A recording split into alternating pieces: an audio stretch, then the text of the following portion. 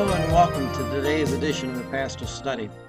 You know, there are things in our lives that we do not like, and one of the things that we tend not to like is to be disciplined, to have a boss or someone we work with to come up and correct us. And yet Solomon tells us when we are so resistant to that type of correction, to that reproof, it's a dangerous thing. He's telling us this in chapter 15 of Proverbs, and he says here, it's a joyful heart that makes a cheerful face glad, but a heart that's sad is because the spirit is broken. But earlier he says, a scoffer does not love the one who reproves him, and he will not go to the wise. You know, here's the connection. What makes our heart glad? What lifts us up? Well, not adversity, that doesn't lift us up, but a willingness to receive reproof, a willingness to be corrected, a willingness to learn as others observe mistakes that we're making or things that we're doing wrong. We can learn from that, and we can be labeled and put in that category of being a wise individual.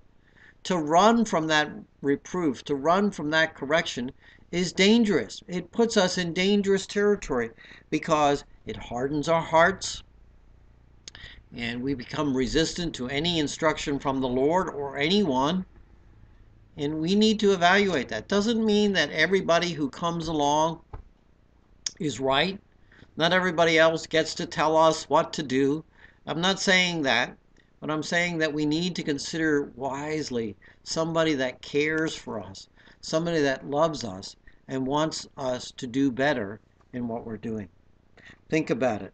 He continues on with a thought. He says, in the days of the afflicted are bad, but a cheerful heart has a continual feast.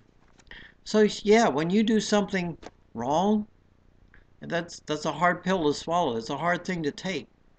But when your heart becomes cheerful, you get lifted up, you get rejoiced. You know, I want you to think about that. You know, when somebody comes to you and wants to start telling you that, you know, you're not doing something correctly, they see something in your life that concerns them, how do you respond? Are you telling them quickly to mind their own business? Are you willing to listen to what they say, filter through the instruction they want to provide, and learn and be categorized in the wise?